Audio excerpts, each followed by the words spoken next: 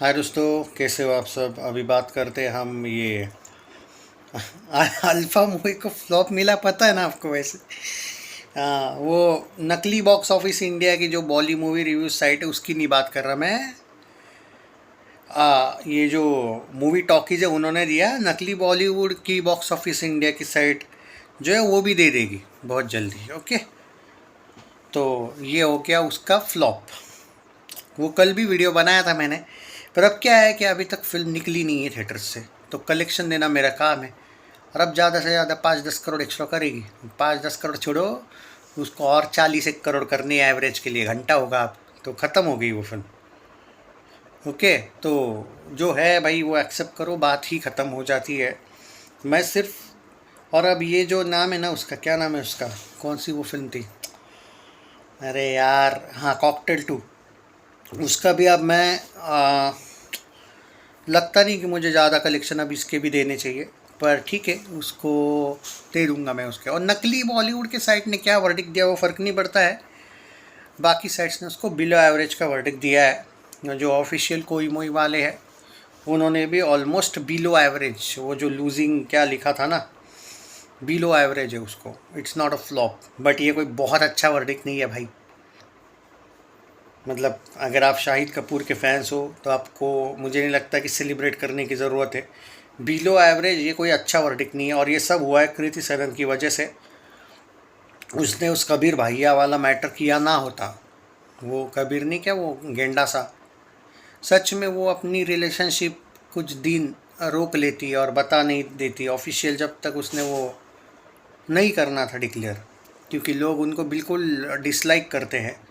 तो अगर ये नहीं करती ना ओवर कॉन्फिडेंस में वो, कि मेरा प्यार ये है वो है, दिखाती पब्लिक को, तो ये जो नाराज़ पब्लिक थी थोड़ी सी उनके, होते हैं ना कुछ वन साइडेड आशिक ऐसे एक्ट्रेसेस के, वो जो सपोर्ट कर रहे थे इतना अच्छा, वो माशूका वाशूका इतना सॉन्ग वॉन्ग होगा था, इसने पूरी हाइप ही उतार दी इस फिल्म की। ना शाहिद कपूर ने हाइप उतारी थी, ना रश्मिका ने, उन्होंने इतनी अच्छी चलाई इस फिल्म को, हैंडल किया, पर इसने पूरी जो हाइप थोड़ी बहुत चढ़ाई थी पूरी उतार दी। तो अब क्या कर सकते हैं भाई, वो बोलते हैं ना, नसीब में होता है सब। वेलकम टू द जंगल की कलेक्शंस की बात करते हैं। कल इसने 55 लाख का बिजनेस किया। मैंने कहा था अब ये फिल्म, थोड़ा सा डिसअपॉइंटेड हूँ मैं। 55 लाख मैंने बोला था कि 1 करोड़ के आसपास भी आ सकता है, बट अब समझ में आ गया। मैंने पहले वैसे एक बार बोला था कि अब वेलकम शायद लाखों में आएगी, क्योंकि इसके शोज़ हो गए हैं कम, और यही एडवांटेज धमाल को होगा जो वेलकम को नहीं है, कि back to back release dates जो होती है, जैसे धमाल भी जब आगे चल के थोड़ी स्लो हो जाएगी, लेकिन उसको एक एडवांटेज कंटिन्यूसली ये रहेगा कि उसके आगे पीछे कोई फिल्में नहीं आ रही है बड़ी वाली। जैसे वेलकम के आगे पीछे फिल्में थी, भले अल्फ़ा नहीं चली तो क्या हुआ, लेकिन अगर वेलकम की रिलीज डेट अलग होती तो उसको भी एडवांटेज था। ये बहुत से लोग समझ नहीं पाते कि अपना रिलीज डेट बहुत मैटर करती है। 55 लाख का कल ट्विटर का भी आंकड़ा देखने को मिल रहा है। ओके, मतलब कल का वेलकम टू द जंगल का मिला के अगर हम कट टू कट जाए, मैं दे देता हूँ पूरा ही अपडेट अभी का। तुम लोग भाई वीडियो शेयर करना चालू रखो भाई, यही कहूँगा मैं।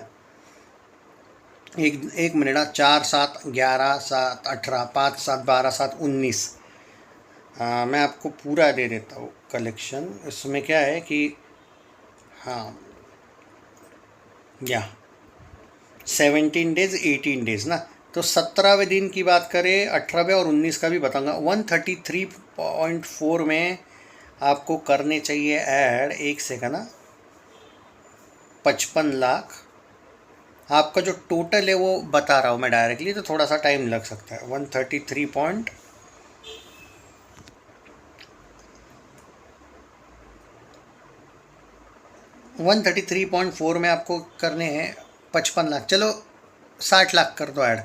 134 करोड़ का नेट कलेक्शन आपके पास यहाँ पे। नहीं नहीं नहीं, और एक करोड़ भूल गया मैं, वो 18वां दिन आई थिंक। एक सेकंड वो भी बता देता हूँ, कन्फ्यूजन नहीं हो, पूरा यही मेरा काम है। 133.4 करोड़ में आप 18वां दिन का भी ऐड करना पड़ेगा। हाँ, करेक्ट, 134 करोड़ का नेट कर लिया है। सैकनिल वाला 130 दिखा रहा होगा शायद, कुछ 130 131, वो छोड़ो, प्रोड्यूसर फिगर पे जाओ, कोई मोई ने प्रोड्यूसर फिगर के हिसाब से 134 करोड़ का नेट बताया है। फिल्म समथिंग अराउंड 137 या 138 पे फिनिश करेगी, 140 भी मुश्किल है नेट में, बट क्लीन हिट हो चुकी है। देखो प्रोड्यूसर ने बता दिया 125 करोड़ का बजट है, तो रोने की ज़रूरत नहीं है बेवजह के। कुछ लोग नहीं इतने लोगों के साथ कैसे बनी, ये बनी, वो उससे फ़र्क नहीं पड़ता है। प्रोड्यूसर ने बता दिया, बात ख़त्म। जैसे प्रोड्यूसर ने धमाल का बजट बता दिया है 150 करोड़, बात ख़त्म। प्रोड्यूसर बजट के हिसाब से ही वर्डिक्ट आएगा। तुम्हारे इतना नहीं है, 250 है, 300 है, तुम बोलते रहो ना भाई, हीट हो गया, ये बात ख़त्म। वहाँ पे दिख रहा है ना हीट, सारी साइड्स पे अब आ रहा है ऑलमोस्ट हीट, तो वो रोने की ज़रूरत। और अब तुम कितना भी रोए, मैं क्या कहता हूँ, तुम भूत बंगला को कुछ बोलो या वेलकम को कुछ बोलो, भूत बंगला सुपर हिट हो चुकी है, वेलकम हिट हो चुकी है। अब तुम्हारे हिसाब से अगर 1000-2000 करोड़ भी तुम बजट बोल दो तो उससे क्या घंटा फ़र्क पड़ेगा। भूलो मत वैसे वेलकम, 2000 करोड़ के बजट की फिल्म है वो वो वाली नहीं रही फिल्म, अगर देखी होगी तो नकली फिल्म बना रहे ना 2000 करोड़ की, तो 2000 करोड़ बजट बोल दो, क्या फ़र्क पड़ता है भाई, उससे थोड़ी होता है। तो हिट हो गई है। अब आते थोड़ी मज़े लेने के लिए अल्फ़ा के नहीं, मैं मज़ा नहीं ले रहा हूँ भाई, ये हो गई है फ्लॉप, बाकी कुछ है। मुझे सबसे ज़्यादा सुकून क्यों मिला मालूम है क्या, अल्फ़ा का मैं दुश्मन नहीं हूँ, मुझे क्या लेना देना है भाई अल्फ़ा से। जो पीआर लगा के रखी थी ना इस अल्फ़ा वालों ने, एक पीआर लगा के रखी थी, अब कल ही लौड़ा लगना शुरू हो गया। 75 लाख का कलेक्शन कल आया है। बाय द वे वेलकम आज 60 लाख करेगी, कम से कम 60-70 लाख मारेगी। 70 लाख पकड़ो तो उसमें आपका हो जाता है 134.7 करोड़। ओके, अल्फ़ा की बात करते हैं। आज का देना भूल गया था ना मैं, वेलकम का सिर्फ कल का ही दिया। अल्फ़ा की बात करते, कल 75 लाख आया, आज 80 लाख आ जाएगा। 80 लाख पकड़ लो, यानी कि 55.2 करोड़, 55.25 करोड़, 55 करोड़। भाई लाइफ टाइम ये फिल्म 60 करोड़ से 62 करोड़ जा रही है, 100 करोड़ से लेके 150 करोड़ कुछ जगह पे इसका बजट है, कुछ जगह पे 125, कुछ जगह पे 100 करोड़। 60 करोड़ नेट छोड़ो, 65 करोड़ नेट फिनिश होगा। ये बहुत ज़्यादा अच्छी गई तो it will be flop at box office. World wide का पोस्टर तुम 100 दो या 200 दो, कुछ नहीं फ़र्क पड़ता है। फेक पोस्टर्स दे के भी फ़ायदा नहीं। बागी वालों ने भी दिया था। आई थिंक अगर अल्फ़ा वालों में अब थोड़ी भी शर्म बची है, वर्डिक्ट आ चुका है, अब पोस्टर मत दो। और वो बुक योर टिकट्स नाउ के भी पोस्टर मत दो, ऑलरेडी फ्लॉप का वर्डिक्ट आ चुका है। कल का वीडियो देखा नहीं क्या, देख लेना, Alpha flop at box office का। ओके, और वो नकली साइट भी दे ही देगी कुछ दिनों में फ्लॉप, तो वापस वीडियो उस टाइम पे भी बना लूँगा। कितने साइट से फ्लॉप खाना है यार तुम लोगों को, थोड़ी शर्म कर लो यार अल्फ़ा वालों। मतलब मैं अल्फ़ा के ऑडियंस को नहीं बोल रहा हूँ, मैं अल्फ़ा के उन लोगों को बोल रहा हूँ कि हो गया ना भाई, अब हो गई फ्लॉप ऐसा। मतलब मैं वो उन आखिरी उम्मीद वालों को बोल रहा हूँ कि कहीं भाई एवरेज तो नहीं होगी। अरे कैसे होगी, एक ओवर में 50 रन चाहिए, तुम 6 मारो, इक्का एक आधा नो बॉल भी आ जाए तो भी नहीं हो पाएगा तुम्हारा, ये वाला हाल है तुम्हारा। इसलिए छोड़ो यार, जो सच है वो एक्सेप्ट करो, वरना भाई और ताकत कम हो जाएगी। कल तो सिर्फ 5 लाख का बिजनेस किया कॉकटेल 2 ने, बोला था ना ये 5 लाख 10 लाख पे आ जाएगी। कल से तो इसका, परसों से इसका कलेक्शन ही देना बंद कर दूंगा, लास्ट तक देने की कोशिश करो। 8 लाख का कलेक्शन आ जाएगा, 7-8 लाख का, बस उसका क्या अब। अरे यार इसका क्या टोटल दूँ यार मैं, मतलब ठीक है वो भी बता देता हूँ, मेरा काम है भाई कंप्लेंट ना करके टोटल बताना। बट जो भी है भाई यही है अभी, मुश्किल है। बट कॉकटेल बिलो एवरेज की बिलो एवरेज ही रहेगी, बाकी क्या ही बोल सकते हैं। Shahid Kapoor needs to change this PR team by the way, मुश्किल होगा वरना उसका। फिर भी भाई एक बात तो है कि बच गई है फिल्म, सम हाउ बची है। ये क्यों बची, उसके पीछे रीज़न है, ओवरसीज़ वगैरह की वजह से बची। 24 दिन में 104.1 था ना, सुनो 104.1 में आपको ऐड करने पड़ेंगे, 1 मिनट। 104.1 में आप ऐड करो, 24 दिन में बोला था ना मैं, हाँ 5 और 8 13, 104.14 करोड़। 105 करोड़ पे फिनिश करेगी कॉकटेल भाई। 110 करोड़ का ऑफिशियल कोई मोई ने दिया है बजट इसका। एवरेज होना चाहिए था इन्होंने बिलो एवरेज ही दे दिया। एवरेज देना चाहिए था, पर वो क्योंकि अब देखो भाई वर्डिक्ट उन्होंने दिया है, बात ख़त्म होती है वहीं पे।